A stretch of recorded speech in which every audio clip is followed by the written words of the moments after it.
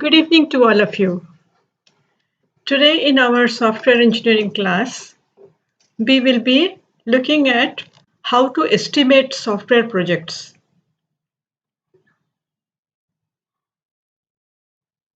So in our class today on software estimation, we will be looking into different methods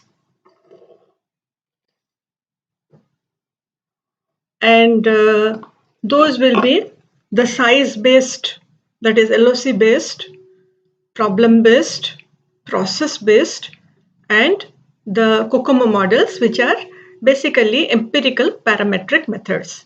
In the last class, last week we had taken up software planning, and in the project planning, we had said that estimation is one of the foremost requirement in the foremost basic requirement, basic activity for doing this project planning. So we had looked into some of the size based how to determine the size by using LOC and by using the function point.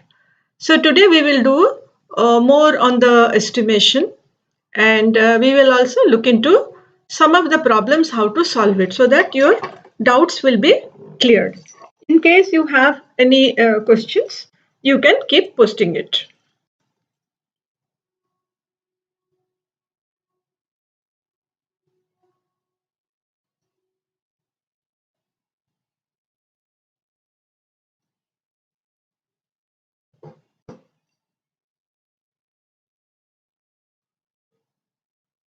One minute.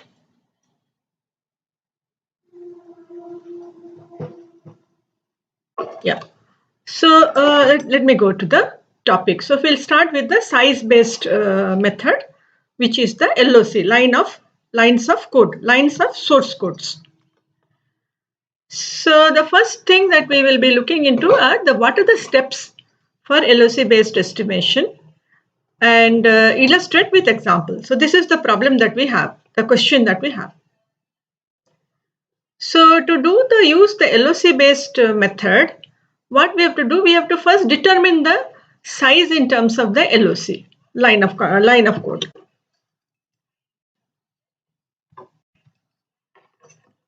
And once we have determined that, then we can determine the estimate of the what we have to estimate. We have to estimate the effort and cost, and if possible, we will also estimate the time. So these are the three important things that we will be looking into. So first, decompose the software into functions and develop a range of LOC estimate. So for each function, suppose you have 5 functions, F1 to F5 in your complete software, which can be independently decomposed.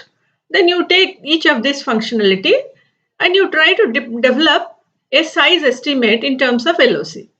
So to do that, what we will do, either we will use some past project data, we will compare it with our project database where we have the history of similar projects, or we will go to some expert who will give us the judgment. So in either case, what we should do is, the second step, we will not determine it is difficult to determine a single deterministic LOC. So we will determine a range. So that will be in a optimistic one, which is the lowest, and there will be a pessimistic one, that will be the highest, and then there will be something which is in between, which is the most likely kind of LOC size. Then once we have got these three things, we will use a statistical method, statistical formula, to determine the mean or the expected value. That means we will consider that it is in a normal curve. We have determined this pessimistic, we have determined the optimistic, which is the lowest, and we have determined something which is in between, and we are trying to determine what is the mean, this value. So we will use this standard formula, LOC optimistic plus 4 times LOC most likely plus LOC pessimistic divided by 6, because we have taken 1 plus 4 plus 1, so 6, so this is a normalizing factor.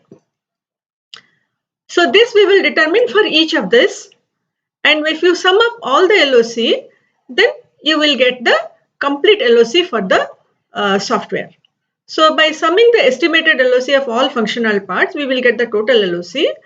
Let's assume that we have got a problem and we have determined it to be 40,000 LOC. To be in a simplistic method, you will not get such a nice rounding finger, but I am taking it so that it will be easy for us to illustrate, because we have to illustrate with example. Now, having determined the LOC, what we have to do, we have to go back to the historical data, again, project database. And what we will look for in this, we will try to get an average productivity for software or systems of the same type. Some similarity should be there. It should be around 40,000 LOC. It should have the similar kind of functionality. The characteristics should match. Then we have to take the productivity. We have to take the productivity. So suppose we get 5 such projects which are a little bit similar.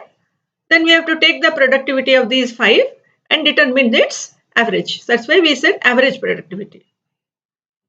And that we will assume to be the productivity that we will take for our estimation, current project.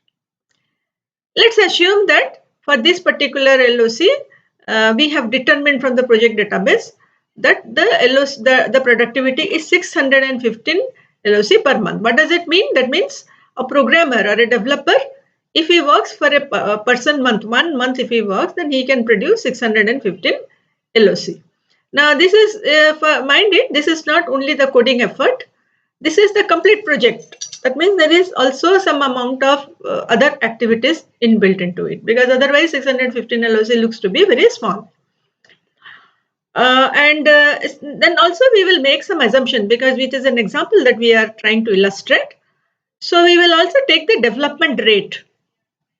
Now this development rate normally doesn't come from the project database, but it is the current one.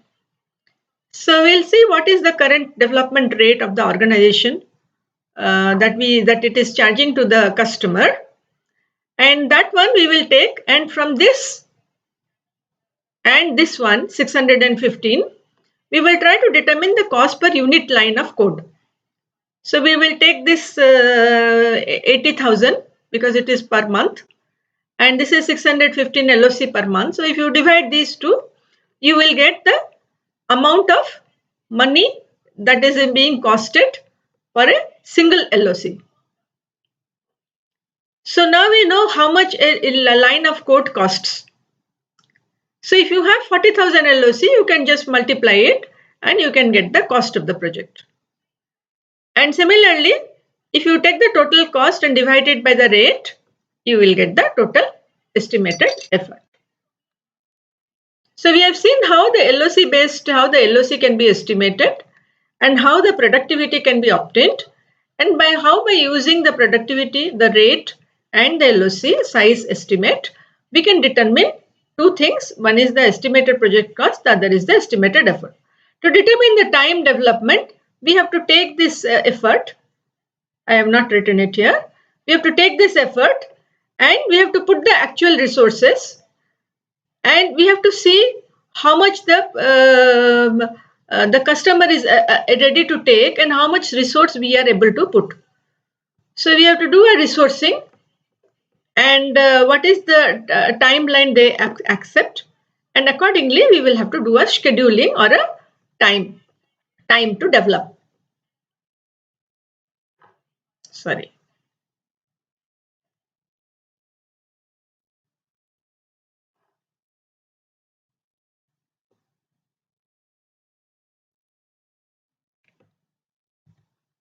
Now we will see the second method. I'm making it faster because last class we have done a little bit of this, so I suppose you should have remembered it. So here we said that function point is another way of determining the size of the problem or the project, whatever software we have to develop.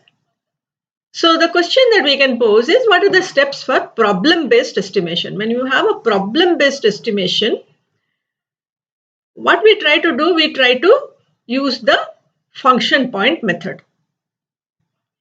So here we will not focus on the functionality of the software, but we will look into the information domain of the problem, and from the information domain we will try to determine how many function points it will be. Now, what is information domain? Earlier we called it as user type in the last class. So there are 5 information domain variables that we define in the function point method. External input, we called it EI. In external output, we had called it EO. Enquiry, we had called it Q or EQ. And internal logical file and external interfaces. For these 5 information variables, what we have to do? We have to calculate how many function points. First, we have to determine how many of these counts are there. That means how many EIs are there, the number. Okay. And to determine how many number, either you can estimate it directly from the problem description, whatever is the minimum analysis we have done, or whatever the customer has provided to us. Otherwise, again you go to a expert and you try to get from similar projects that they might have done optimistic, most likely, and pessimistic counts for the number of external input, number of external outputs, and for each variable. And for each variable, again you use your statistical formula. So you will get something called as a S, which is expected value for an information. So you will get something like SEI, SEO, and SQ, like that for all the 5 variables. Now this one, we don't know what is the complexity of it, because it is just a number, pure number. So now you have to break it down into complexity count. So out of this SEI, how many are simple, how many are medium, and how many are complex? And having done that, we have to use a standard FP complexity multiplier table that I had shown last class. It's there in the next slide, I suppose. We'll see it again. And by multiplying the multiplier value, the weight value of a simple, of a medium, and the complex with its number. So we have to keep doing number multiplied by weight and sum it for simple, medium, complex, and that will determine the FP for UFP. You will get an unadjusted function point for EI. Similarly, for a EQ, for a EO, and like that, 5 variables. If you sum them up, all the 5 variables, then you will get a total unadjusted function point. Then what you do, this is an unadjusted function point. So we have to make the final one or the adjusted one. What is those adjustment factors? The adjustment factors, we call it F5 because of this letter F. They are 14 complexity adjustment factors. And from where they come? They are used to convert, and they come from the way in which, where we use this project. So either we can go to the client or the description and discuss with them and get this value of this FI, or we can get it from our past data, from our past experience, because past data will have the past information. If we have got it, once we have got it, what we have to do, we have to sum up all the factors, adjustment factors, and that we have to multiply by this 0.01, add it to 0.65, and this multiplying factor, which is the adjustment factor, now will be multiplied by the UFP. And these FIs will always have values between 0 to 5, depending on how seriously they are impacting the project.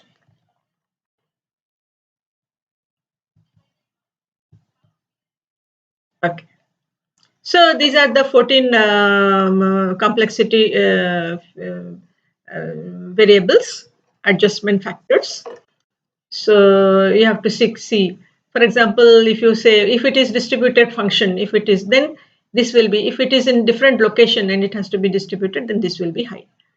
Otherwise, it will be low. If you don't have any information, you can just take it as 0 because this is being summed. So you can take it as 0. That means it doesn't have any effect. It's an average. Or you can take it in middle with 0 to 3, something like 3. If it doesn't have any impact, then you can take it 0. Normally, in an average case, we take it 3. If it is very high, we take it 5. So here you can see this is the multiplier fact. This is the weight multipliers that I was telling you. And after having done this, number of weights we have to determine. And after having determined the number of weights, we have to sum it, and then we have to apply all these adjustment factors. So now let's look at the problem. We had seen it in the last class. We will redo it completely. We did partly. So there is a company who is using sales agents for selling healthcare products. And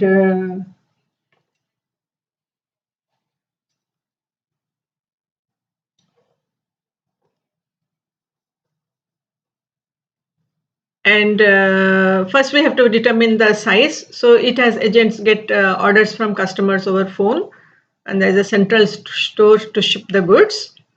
Agents collect payments as per the bills raised, and the central store has to maintain stock. So this is the description of the problem. So from the description of the problem, first we will determine the size. And how we will determine? We have to determine in terms of function point. So these are the five user type or the information domain variables. And we have to say how many of inputs, how many of outputs from the user point of view, and how many of queries, customer. So as you can see, customer details need not be, last class we had taken it as average, but many of these look like to be very complex because they will have number of pages, they will have number of pages of description. Similarly, ILF. So let's take it to be all complex instead of taking it average. And these are the counts and these are the place. So we have multiplied it and then we have added it and we have got this figure of 126. Then we have to take the technical complexity factor. The technical complexity factor, as we told in the last slide, is this formula where DI is the influence, degree of influence. Degree of influence comes from the these factors, Fi. So Fi will have 1 to 14 and Fi's are 1 to 14. Those 14 we saw in the table, and we will determine its impact based on 0 to 5. So let's see, for this problem, let us assume that because there will always be some backup, data communication is low because it is mostly in one place, centralized. Performance is very critical, so that is high. And existing operation, it is normal. So what are high are here? Online data entry, input transactions over multiple screens. Information domain value is complex. Internal processing is complex because there will be some query look up into the different tables, internal tables, and validation and things like that. Calculation of the totals, then multiple installation, and application designed for change. So let us assume that these are the values of the Fi, 14 values. If you sum it up, it comes to 52. Then we have to take this 52 and we have to put it in this formula. So the adjustment factor, so this is the adjustment factor, TCF, technical complexity factor, multiplied by the AFP count. AFP count we had determined to be 126 and this is 52. So if you put this formula, you get the FA estimated to be 147.42. What is this? This is giving us the size of the software in terms of FPs, function points. Now if you assume that organizational average productivity, this actually it is not assumed. In the example it is an assumption. This you have to get from the project database, past projects. Suppose you would find that the organization is able to do 6.5 function points in a person month. Then we have to use that and we have to take the rate and we have to again calculate. Instead of calculating the cost per LOC, now we are calculating the cost per FP. So we take 8,000 divided by 6.5 and get it 1230. Then we have to go to the using FP estimate in the historical productivity data. Now you determine the cost because you it is 147.42 FP and you have determined the line, the FP cost is 1230. So if you multiply, you get the cost of them. And this total cost, if you divide by the rate per month, you get the total effort. Again, the time duration for the project will depend on the type of the resources and the resource level used during the project. This is what I told in the LOC class. So the principle is same in LOC and FP. Only thing is the unit is different and the way we calculate the LOC and the way we calculate the FP is different. And also these parametric formulas are there that we have to apply. Now we come to the third one, which is the process-based estimation.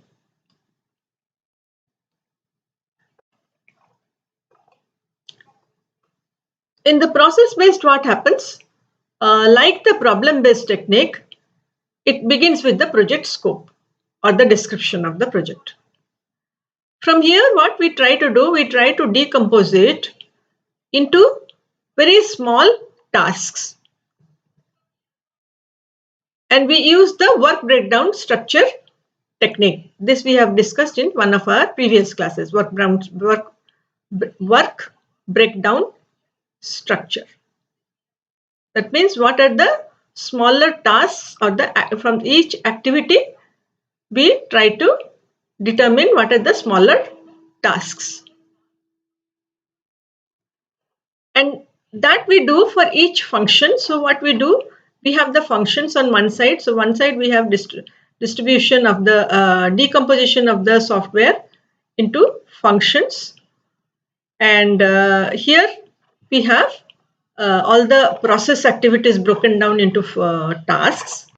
So we create a table in 2 dimensions. One side is functions, the other side is your all the tasks.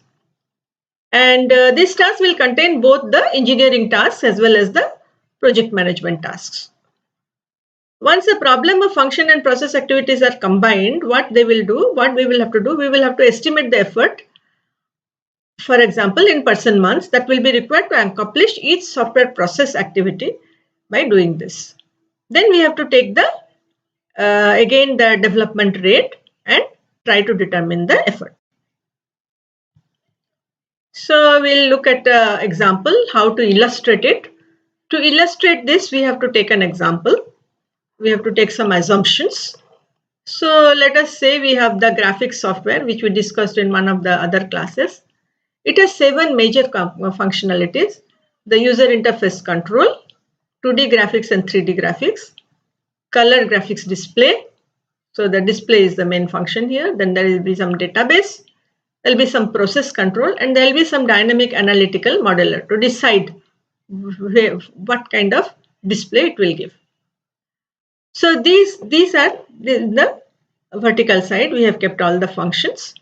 And here on the horizontal side, we have kept all the activities. Risk, CC is customer communication, planning, risk analysis, engineering. Under engineering, you have analysis and design. Then you have construction and release, coding, testing. And then CE is customer evaluation. So right now we have not kept anything.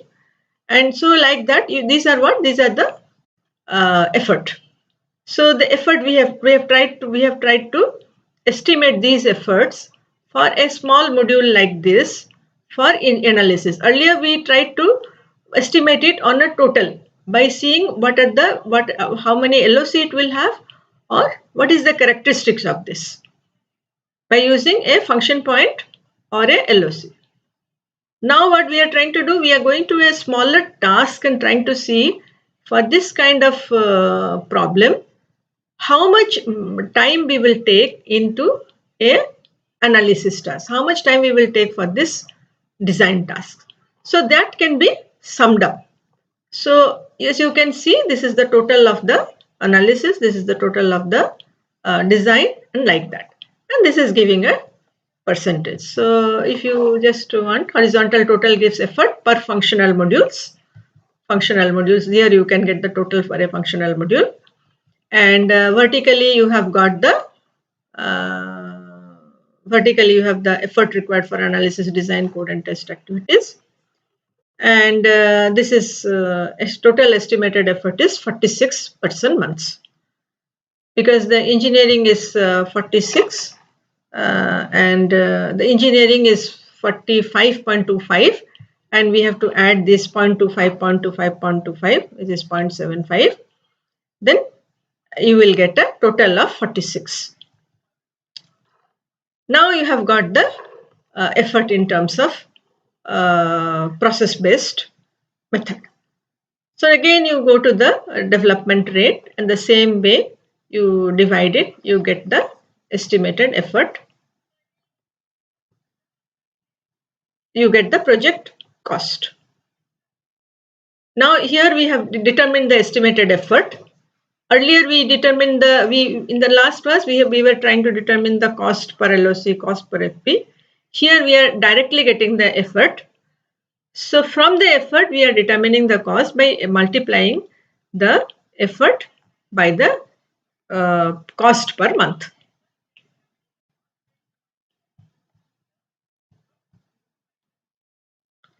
Now we come to the parametric approach, which is empirical.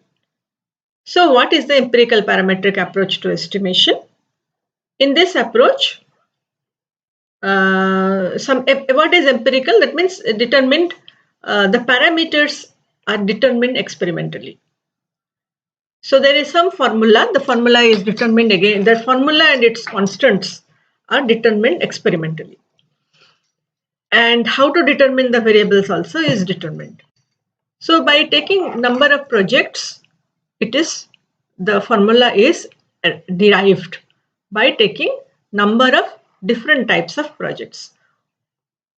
In this particular way, empirical parametric, the one estimation method which is very popular is Kokomo, which is the short form of constructive cost model.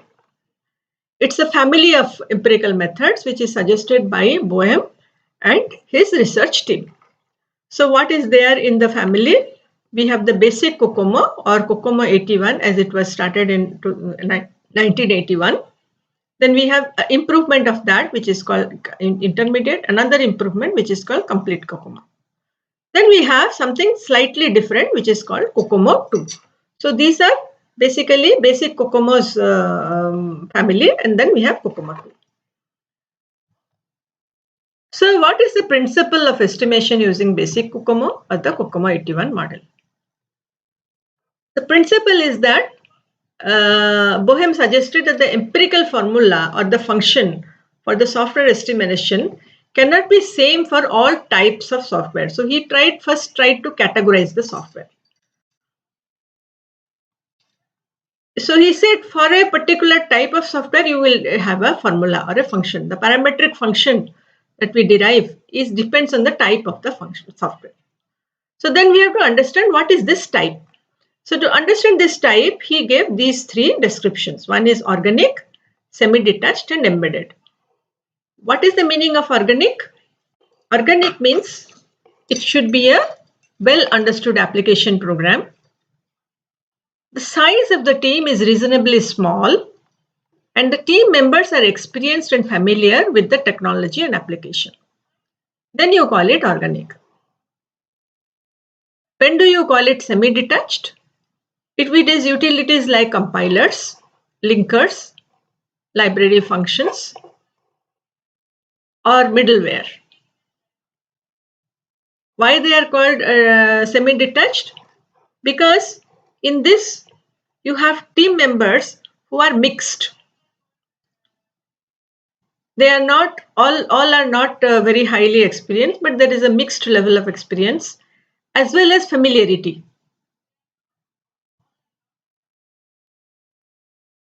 And familiarity with the product, type of product, and the technology. If you see, these are mostly system software or middleware. So some of the system software utilities, libraries, routines, reusable software. So those are coming under this category, and they are not standard ones. They are not application software. So that is where you will not have experience of the whole team, or people may not be familiar with what type of product it is, the domain and the technology. Then you have the embedded. Here the software is strongly coupled to the complex hardware, or it has stringent operating procedures. Either it depends on the hardware, or it should have stringent operating procedures. I mean, it's a very complex procedure. So the complexity is increasing from organic to semi-detached to embedded. For example, here if you take an operating system will depend on the architecture of the hardware, the computing system that we are using. So that is why operating system is an embedded type of software. So first we have to take the software and decide. We have to determine its characteristics and decide which category it is. Once the category is identified, the corresponding parametric formula can be used for the estimation. So this is the principle that we are using in Kokomo 81. Now what are the steps? This is the formula, basic formula. There are, you can see here there is one A1 and A2, two parameters, two variables here, and there is another variable size. And here this is time to develop. So the gainer is one thing here and one thing B1, B2, and it is effort. So effort depends on the size and time to develop depends on the effort. This is what the similar kind of thing we said in the FP also, FP and LOC also. Now size denoted here, estimated size of this is normally in 1000 lines of code. And A1, A2, B2, B1, B2 are constants for each category of software products. So A1, these are constant, and he gave empirically, he found out what are the constants. So estimate of effort, for effort, you use this formula, organic, semi-detached and embedded. For the time to develop, you use this formula. Here it is size, here it is effort, and these are the constants. This is exponent. If you take a problem, an organic type of software has been estimated. Suppose we have estimated it to be 32,000 LOC, or you can say 32 KLOC. And if you consider the development rate to be 25,000 per month, estimate the effort and cost and time to develop. So our formula provides us effort and the TDEV, time to develop. So we take the, because it's an organic type, so we have to take the formula of the organic type. So you take 2.4 and it is 1.05 here. We put the KLOC here, that is 32. And if you put it, it comes to 91% months. And similarly, you take this 91% months into here, into the effort, and you put it into the formula for TDEV, 2.5 into this to the power 0.38, this exponent. And if you put the values, you get 14 months, calendar months. Now, now to determine the cost, we have to take care of the rate, cost per month. So the total effort is 14% months. Sorry, 14 from where we were, oh, calendar months. Oh, yeah. So you have to take the calendar months and multiply it. I think there is something wrong here. You should not take the 14, you should take the 91. Because 91% months is actually being used over 14. So there is not a single resource, but there are multiple resources.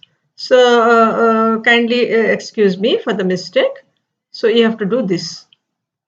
This will be the cost, so that you can complete. For team members, estimated cost will always be the effort. Cost will always be effort multiplied by the rate. Okay. And this is only because there are multiple resources working in a same month. So in single month, if it is a timeline 0 to 14, there will be more than one resource working here. So this is the resource. This side I'm showing resource, this side I'm showing months. So you will have multiple resources working, and the sum total of this will be 91. So we will be utilizing 91% months over the 14 calendar months. Because we will be using 91% months, we have to pay. We have to see the cost for each resource. So per resource cost is this much, 25,000. So we have to multiply this by 91. So now let's see what is different in intermediate Kokomo. In intermediate Kokomo, whatever we have done in the basic, we have to factor out with 15 cost drivers.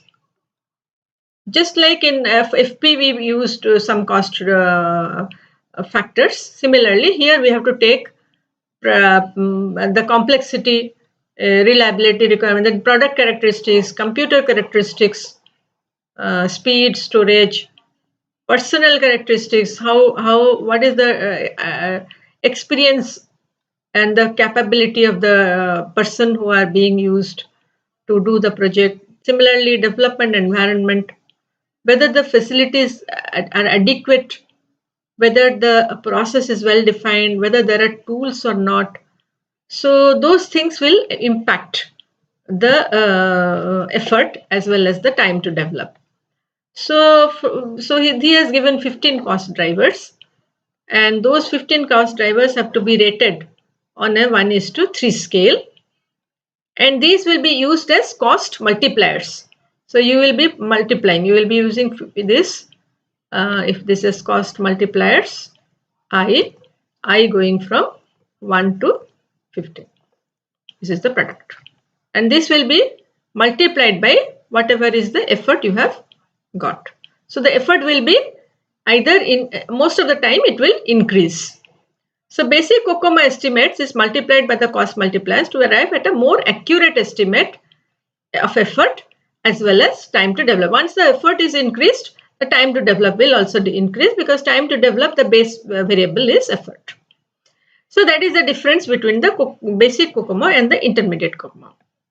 Then why should we need a complete Kokomo? What is it? In the basic and intermediate Kokomo, the software is considered to be homogeneous. Either it is organic, or it is semi-detached, or it is embedded. But in most large systems, they will be heterogeneous. That means they will have subsystems. The subsystems characteristics will be different. So some subsystems will be organic type, some subsystems can be of semi-detached type or of embedded type. So because of this, what we will do is, we will not consider it as a whole, as a homogeneous one. We will consider each subsystem as if it is a product on its own. And we will estimate the subsystem by using the Kokomo method, the other two methods that we have seen. And similarly, we will determine the cost driver multiplier for each subsystem. So each subsystem, we will determine its size. If it is organic, we will use the organic formula. If it is semi-detached, we will use the semi-detached formula. Then we will take its cost multipliers depending on the, because we are considering it as a product separate. So cost multipliers also may be different. So we will arrive at the actual total cost of each one. Suppose it consists of say 10 systems. So each one we will determine the effort, and then we will add it. We will sum it. Why we will need it? What is the advantage? Because it reduces the margin of the error. Because we can as you've seen, if there is an embedded portion, it is very complex. It will take more time. And if you consider the whole is a single one, And if you say that most of it is organic, but this part is embedded and this part is organic, and if you calculate everything as an organic, you will have an error because this part will take more time. So that is why by using this heterogeneous method and separating it, you can reduce the error in the estimate. If your error is in the estimate is less, then your all planning will be good. So this is a kind of a example or a problem. There is a enterprise resource planning software. It will work in a distributed environment and which has offices at multiple cities across the country. What approach can be taken for estimating the software? So now we have to use the complete Kokomo. So we try to divide it into different parts: GUI related, database related, communication related. So the GUI related will be organic type, whereas the database related will be more embedded type, and communication related will be something in between, semi-detached. So each of these components can be separately estimated using basic Kokomo. And then one has to discuss with the user, look into the requirement details, description, models, whatever the requirement models you have done or the problem description.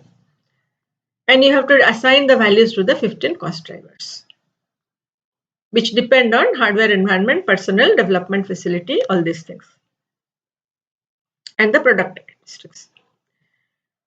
So we will get that multiplying factor as per the intermediate Kokomo. In the intermediate Kokomo, we discussed about the multiplying factor.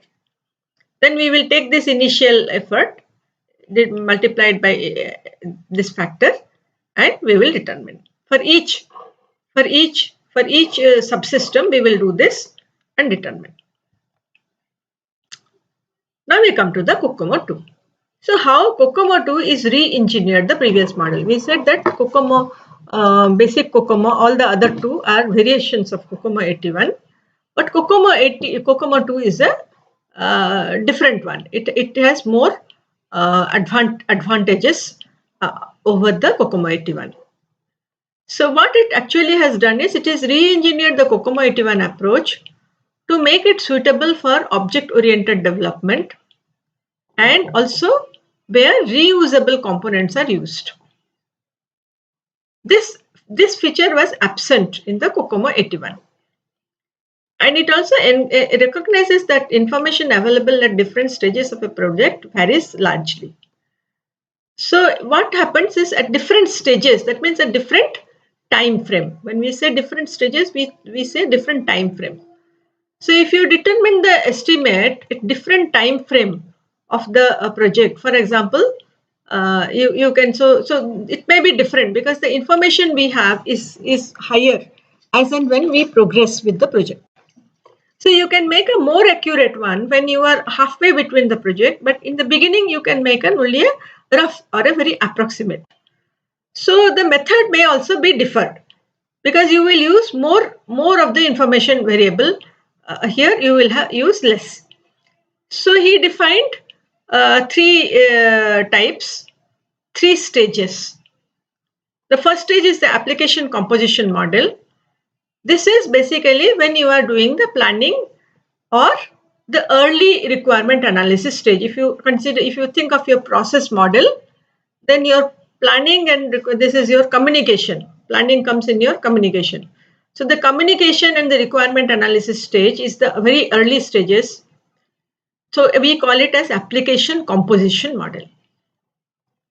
When you are doing when you are trying to create a prototype for a user interface, evaluation of the software, system interaction, that means you are communicating with the customer to determine what is the requirements or evaluation of the technology. So at this stage, you have one type of estimate, one model.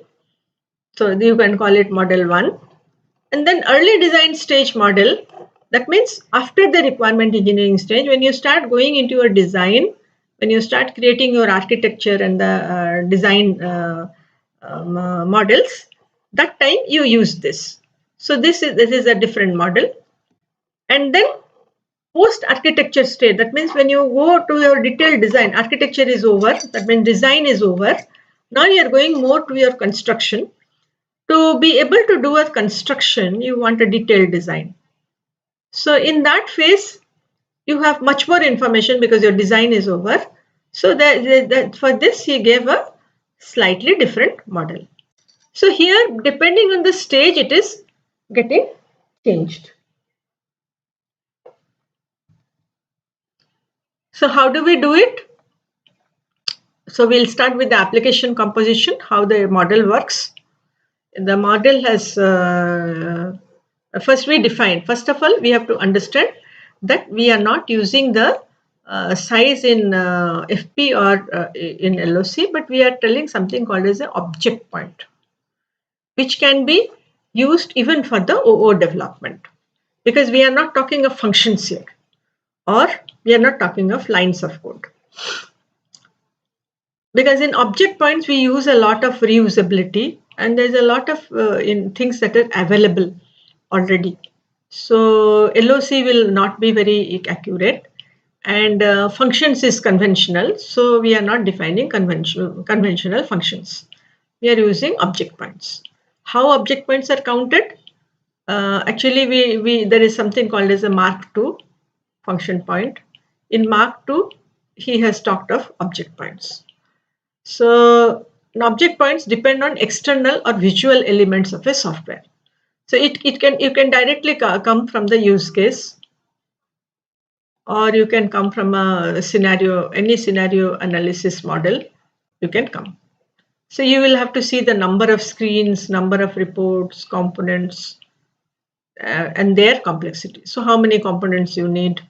So that kind of thing. Here we are not talking of the function, we are talking of the components, because we are doing with the object-oriented method. Now each object, if you remember, in the architecture of components, in the OO architecture model, we had told of components or classes or objects. So a set of classes and objects will define one component. They are related, doing certain for a particular cause. Now each object instance is classified into one of the three. Again, we will define it into three complexity, and we will have some complexity weights.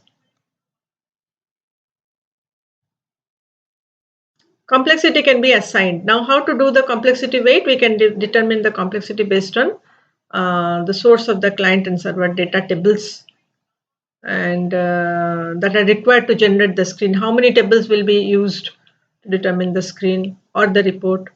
Number of views or sections presented as part of the screen or report. So basically we have to see what is the design of the report or the screen. And total object point counts is then determined by multiplying the number of object instances by the weighting factor. And we will sum it up over all object types. So this is your object types. These are the object types, and these are the complexity weights.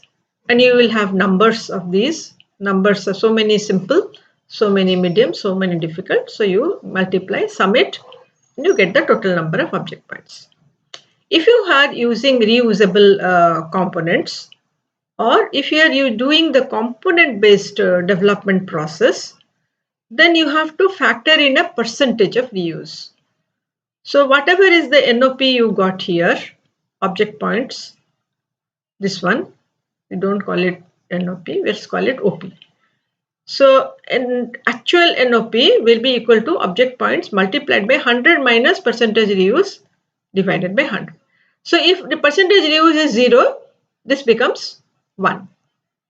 If percentage reuse has got some positive figure, then this will be less than 1. So your actual number of object points will be less than whatever you have counted by this method, because you are using the reusability. So you don't have to develop them any further. So you have to reduce it. And now having got the NOP, by factoring in the reusability, you determine the productivity. Now again, the productivity, you cannot use the productivity of FP or LOC. You have to see the past project and determine what is your NOP per person months. So if you have calculated your NOP for number of projects and you know what is the time effort that is used, so you can determine from past projects this characteristic. So you use that and determine what is the this thing. So estimated effort in person months will be NOP by prod. This is just an illustration, so we can skip it. So how the Kokomo II early design and post architecture models work? The effort, here we have a different formula, altogether different formula. Here you have two constants like your Kokomo 81. You have three things. One is a product environment multiplier. You have a scale factor which is an exponent, and you have a constant. Similarly, for the time to develop, you have a constant. You have the product of environment multipliers, and you have a scale factor. Here, the base variable is effort. Here, for the effort, the base variable is size. So now in this early design and post architecture model, because you have already progressed, so you can determine either the FP count and convert it into LOC. So here your LOC is LOC, your size is LOC. So either you can do object point, FP count, whatever you do, you convert it into LOC. There are some standard tables for this. And the constants A and B have been determined experimentally to be 2.94. So you have to determine the FP count or the object point count or LOC. If you have something else, convert, so you've got the size. Now you have to determine the scale factor. So what is scale factor? It has a variable value. This is constant, but this is variable. It depends on certain drivers, exponent drivers, which you have to rate them. What are those exponent drivers? They are this kind of characteristics. Precedence, that means whether it is similar to another project. You have precedence of having done similar kind of projects. What is the possibility of implementing different ways, whether there is flexibility or not? How is the risk resolution? Is it low or high? How is the team located? Is there a team cohesion or not? And what is the process maturity? If these figures are low, then you will have a higher exponent rating. So it will be opposite. If it is high, then you will have a lower. If the precedence is high, then you can do it in a easier manner. So your exponent driver rating will be low. So this rating you have to give, and you have to sum those ratings, put it here in this formula, take the SF and put it in this formula. This is an illustration of the driver ratings, which has been given by Bohem. It is there in the websites. So if you see, if it is very low, then these values are higher, and if it is very high, then the values are lower. So the same scale factor is being used both for early design and architecture, post-architecture models. Next, we have one more variable, which is the environment multipliers. Now this is different for the two. So these are the environment multipliers: product reliability, required reusability, whether reusability has to be produced during the development, what is the difficulty in the platform, what is the personal capability, whether they are experienced, whether they are good in that technology or not, what is their experience level, what is the facilities available like tools and things like that, and what is the pressure. If the pressure is there, then it will be difficult. So these are the Kokomo II environment multipliers for the early design model. And because in the early design, we can determine these things. These are because at this stage, we can only determine these things. But when we go to the construction, which is the post-architecture model, we have more information. So we can determine so many things about the product attribute, whether it is, again, some of these are repeated, but we have more. So database size we know because we have done the design, high level design. We know what are the documentation required. We know what is the product complexity, reusability, and platform attributes. We have so many things that we know. Execution time required, because requirement and design are over. Platform volatility, whether it is changing or not, or it is a stable platform. And personal attribute, because we have already done the planning, we have resourced them. So we know what are their capabilities, what is their expertise, what is their experience, what is the programming language in a particular programming language, whether they are going to stay or not, or they are going to be temporary. Then the tools, project attributes, what are the tools, how are they located, what is the cohesion among the tools, and what is the schedule pressure. So many parameters we can decide. So all these parameters we can take, determine the environment multiplier, and apply it to the effort or the size. So this is a problem. A project has average novelty.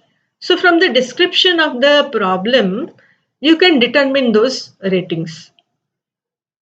So average novelty for the development team, and therefore precedence has normal rating. And developed flexibility is high, but the requirements change frequently. Hence, risk resolution exponent is very low. Team is co-located, giving high rate for team cohesion. Organization does not have standard procedures. Hence, process maturity is low.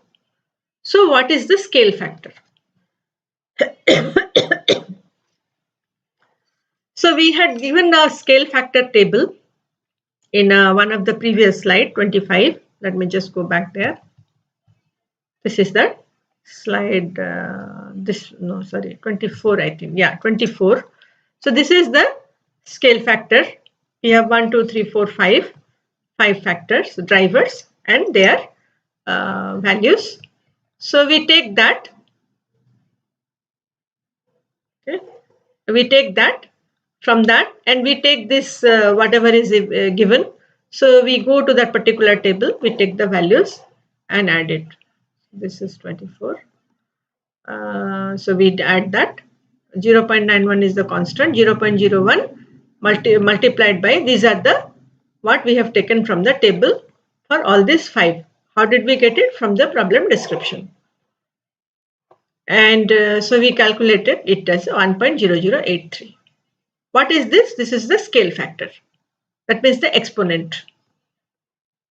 So now we have to take this 2.94. This is the size. You have to raise it to this exponent that we have calculated. We are taking 1. Why? Because there is no information about the product environment multiplier. So in the absence of the information, we can assume it is 1. That means it's not affecting anything. So 2.94 is the constant. Effort multipliers we have taken as environment multiplier, preferred multiplier we taken as 1, and size is 2000. So and that we multiplied by this, and we get this many person months. Actually, this should be K-log, because we are taking K-log here. Okay. Otherwise, it will be only 2. If the development rate is given, then you can determine the cost, because you have got the estimated effort in person months, and you multiply it by rate per month. So I think we have come to the end of the lecture. I don't see any persons. So just I will summarize. We have seen the size, problem based, these 3-4 types of methods, and we have seen the done some problems on these. Then we have seen the bottom up approach estimation, which is the WBS. See, if you can see, function point is a top down approach. Lines of source code is a bottom up approach. Again, the process approach is a bottom up approach, whereas Kokomo is again a top down. So all this parametric function, where we are using parametric formulas, function point and Kokomo, these are top down. Whereas in places where we are decomposing and going from the bottom and summing up, they are top down. They are bottom up. These are top down. And we have also seen the complete Kokomo, which considers the software products as heterogeneous. Then we have come to the Kokomo II, which basically recommends 3 different models for different stages of the development life cycle. So you have to decide which stage you are, then take that. You take those model, either application composition stage model or the early design stage model or the post architecture. Take its drivers, take its formula and apply them. So that is all. I don't see any questions. Very less people have logged in. But thank you very much. And I hope you have liked these things. I'm trying to put the questions and answer it. In the next class, we will be dealing with some of the project monitoring things and more of project planning and project monitoring. So we will do something what is known as the critical path method, PERT method, risk analysis, and things like that, and earned value analysis. So we will go into the concept and we will try to apply those concepts through a problem and solve them so that you will be clear about the concept. So thank you all. We end here.